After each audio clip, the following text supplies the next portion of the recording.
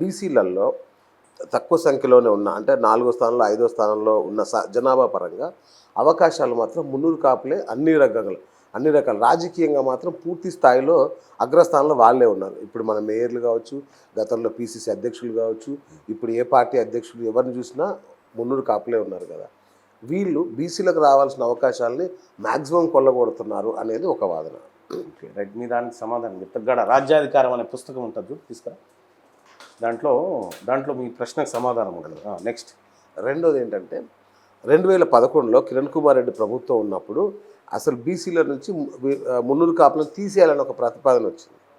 వాళ్ళని తీసేస్తే నిజమైన బీసీలకి న్యాయం జరుగుతుంది అనేది ఒక ప్రతిపాదన వచ్చినప్పుడు మళ్ళీ అప్పుడున్న బీసీ పెద్దలు ఎవరైతే ఉన్నారో వెనక్కి దగ్గర అంటే అప్పుడు ఉద్యమ సమయంలో 50% కావాలని కొట్లాడినప్పుడు ఈ ప్రతిపాదన తీసుకొచ్చాడు కిరణ్ కుమార్ రెడ్డి.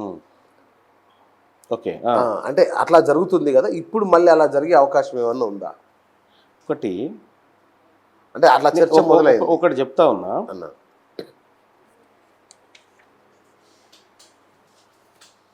ఫస్ట్ ఒక్కొక్క దాన్ని చెప్తున్నాను.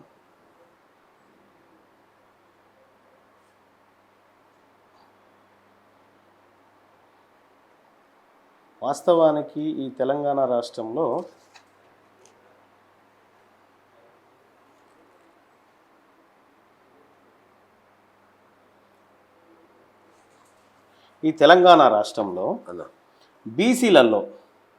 బీసీలలో ఉన్నటువంటి ఏది సామాజిక వర్గాలకు సంబంధించి 6% గౌడ్లు, 6% గౌడు, 28 ఏంటివి అనుభవించిన శాతం, 28% అనుభవించారు బీసీలలో. ఓకే, సో ఇట్లా ముదిరాజులు ఉన్నారు, 15% అనుభవించారు.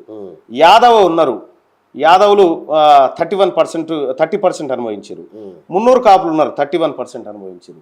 ఇట్లా రాజకీయ పరంగా చూసుకుంటే వాటాలలో వాస్తవానికి ఈ 4 క్యాస్టులు 5 క్యాస్టులు మాత్రమే. ఎంబీసీలకు ఇప్పటి వరకు వాళ్ళ వాటా దక్కలేదు. ఎంబీసీలను 100% వాళ్ళని పైకి తీసుకురావాల్సినటువంటి మనము ఇవాళ వాళ్ళను వదిలిపెట్టి కేవలం మనం ఎక్కువనా, నువ్వెక్కువనా, నేను ఎక్కువనా అనుకుంటూ వాళ్ళ గురించి ఎన్నడ ఆలోచన చేసినావు నువ్వు? వాళ్ళని బీసీలోకి తీసుకురావడానికి ఏం ప్రయత్నం చేసినావు? వాళ్ళకి రావాల్సినటువంటి నిధుల విషయంలో మనం ఎక్కడ పోరాటం చేసినాం? ఇది చేయకుండా ఈ తెలంగాణ రాష్ట్రంలో మున్నూరు కాపులు పోయి ఓసీలలో పడితే బీసీల బతుకులన్నీ మారుతాయా? గౌడ్లు పోయి ఓసీలలో పడితే మొత్తం వీళ్ళ బతుకులన్నీ మారిపోతాయా? మారే కదా. నువ్వు వాటా 100% వాటాని ఎవరు ఎంత ఉంటే అంత పంచినప్పుడే న్యాయం జరుగుతుంది. అది కాకుండా ఈ బీసీ ఉద్యమాన్ని మున్నూరు కాపు సామాజిక వర్గానికి సంబంధించినటువంటి తీన్మార్మలన చేస్తుండు కాబట్టి ఆ కులాన్ని తీసుకుపోయి అప్పర్ క్యాస్ట్లో వేయాలి. అదా మరి ఇదే తీన్మార్మలన్న ఓ మాదిగ బిడ్డని పెళ్లి చేసుకున్నావు కదా, నువ్వు మున్నూరు కాపుని ఎందుకు చేసుకోలేదని అడగలేదు. మరి అదొద్దు, ఎందుకంటే ఉద్యమాన్ని నీరుగార్చాలి కదా, మన ఇంటెన్షన్ అది అయినప్పుడు క్వశ్చన్ ఇది అవుతుంది అన్నట్టు.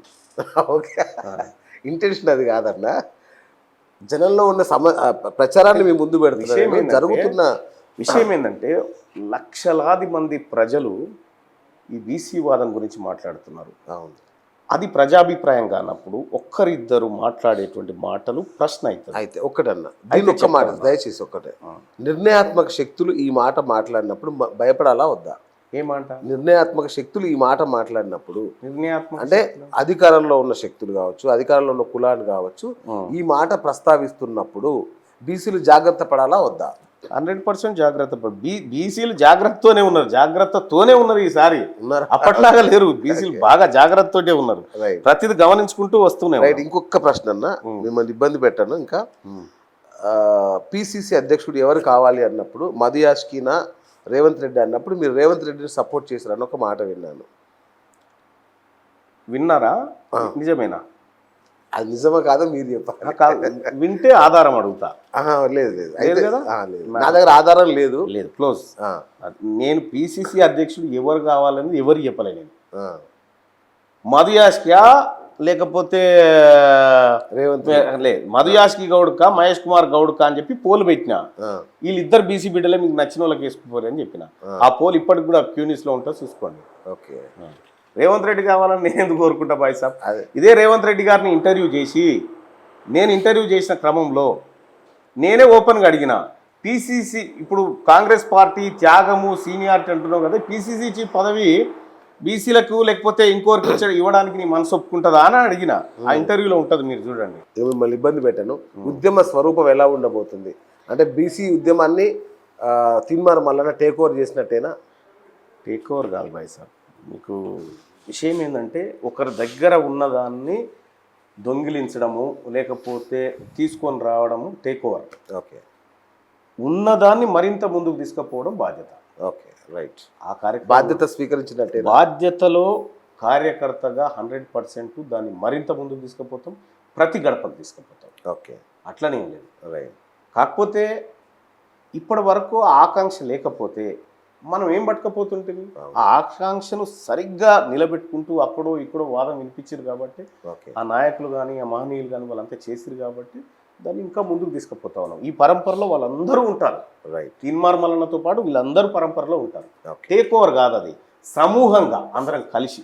Okay, right. అంటే వ్యక్తిగా తీన్మార్ మల్లన్న సామాన్యుడు, రైట్. మీ వెనుక ఏదో పెద్ద శక్తి లేకపోతే ఇంత పెద్ద ఉద్యమ నిర్మాణం ఎలా సాధ్యం అనేది చాలామందిలో ఉన్న ప్రశ్న. అంటే ఇప్పుడు ప్రస్తుతం కేసీఆర్ అనే మాట బయటకు వచ్చింది. ఇప్పుడు మళ్ళీ ఏమంటున్నా, అసలు రేవంత్ రెడ్డి ఇదంతా ఆడిస్తున్నాడు, తీన్మార్ మల్లన్న ఇదంతా ఉత్తుత్తి సస్పెన్షను, మళ్ళీ వెనక్కి వెళ్ళిపోతాడు, మళ్ళీ అంతా నార్మలే అని ఒకటి. లేదంటే బీజేపీ వాళ్ళు నడిపిస్తున్నారు, బహుజన కమ్యూనిస్టులను ఎందుకు పాపం చేసారు, వాళ్ళని రాదు, వాళ్ళ సంఖ్య తక్కువ ఉంది కాబట్టి మాట అని రాదు, పోయేదేముంది. కమ్యూనిస్టులను పాపం వాళ్ళ అమాయకులు, వాళ్ళని ఏమంటారు మనడు. మనం ఒకటి అర్థం చేసుకోవాలా, నేను కాంగ్రెస్ పార్టీలో చేరింది ఒకే ఒక్క కారణం, కాస్ట్ సెన్సస్ చేస్తా, జితనే ఆబాది ఉతనే హిస్సేదారి అనేటువంటి మాట రాహుల్ గాంధీ గారు చెప్పడం. నేను ఆ మాటకు 1931 తర్వాత మా బీసీలను తలకాయలు లెక్క పెడతా అంటుర్రా, మా వాటా మాకు ఇస్తా అంటారు అనేటువంటి ఒక బలమైన కారణంతో కాంగ్రెస్ పార్టీలో చేరినా.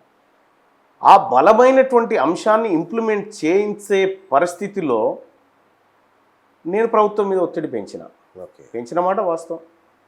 పెంచిన సందర్భంలో సహజంగానే వాళ్ళకి ఇష్టం లేకునో అయిష్టంగానో ఇంకా ఇంత ప్రెషర్ తట్టుకోలేమని సస్పెండ్ చేయొచ్చు కదా. తీన్మార్ మల్లన్న సస్పెండ్ అయితే సమగ్ర కుటుంబ సర్వే కరెక్ట్ అవుతుందా? ఆ ప్రశ్న అట్లే ఉంది కదా. అవును. అదానికి మనం క్లారిటీగా సమాధానం చెప్పుకోలేకుండా మనం ఎన్ని చెప్పినా ప్రశ్నగానే ఉంటుంది. ఇవాళ నేను క్లియర్గా చెప్పిన తీన్మార్ మల్లన్న చేసినటువంటి కార్యక్రమం, నేను కంటెస్ట్ చేసినటువంటి వరంగల్, నల్గొండ, ఖమ్మంలో అసెంబ్లీ ఎన్నికలు గెలిచిన తర్వాత పార్లమెంట్ ఎన్నికల్లో అంతకంటే ఎక్కువ మెజారిటీలు తీసుకొచ్చి 5-5 కాంగ్రెస్ పార్టీ గెలిచింది ఇక్కడ నేను కంటెస్ట్ చేసినటువంటి ఏరియాలో. రేవంత్ రెడ్డి గారు ప్రాతినిధ్యం వహిస్తున్నటువంటి కొడంగల్లో మహబూబ్ నగర్ పార్లమెంట్ పరిధిలోకి వస్తుంది. అక్కడ అసెంబ్లీ ఎన్నికల్లో 7 సెగ్మెంట్లో 1,00,000 ఓట్లే వచ్చినాయి బీజేపీకి. పార్లమెంట్కి వచ్చేసరికి 5,09,000 వచ్చినాయి. 5,09,000 నీ సొంత స్థానం బీజేపీకి అప్పచెప్పినావు, నీ సిట్టింగ్ ఎంపీ బీజేపీకి అప్పచెప్పినావు, నువ్వు ఇన్ఛార్జ్గా ఉన్న చేయవల్ల బీజేపీకి అప్పచెప్పినావు. మొన్నటికి మొన్న ఎమ్మెల్సీ ఎన్నికల్లో అభ్యర్థిని నిలబెట్టి ఈయన గెలిచినా ఓడినా నాకు సంబంధం లేదని చెప్పొచ్చినావు. ఇన్ని రకాలుగా భారతీయ జనతా పార్టీకి లాభం చేసే కార్యక్రమాలు మీరు చేసుకుంటూ ఇవాళ తీన్మార్ మల్లన్న నువ్వు చేసినటువంటి సర్వే తప్పు అని విత్ ఆధారాలతో నీవిచ్చినటువంటి డాక్యుమెంట్లలోనే తప్పు అని చెప్పి నిరూపించి వచ్చిన తర్వాత తీన్మార్ మల్లన్న వెనకాల రేవంత్ రెడ్డి ఉండనుకోండి, ఇంతకంటే పాపం ఇంకోట్లేదు ఇక.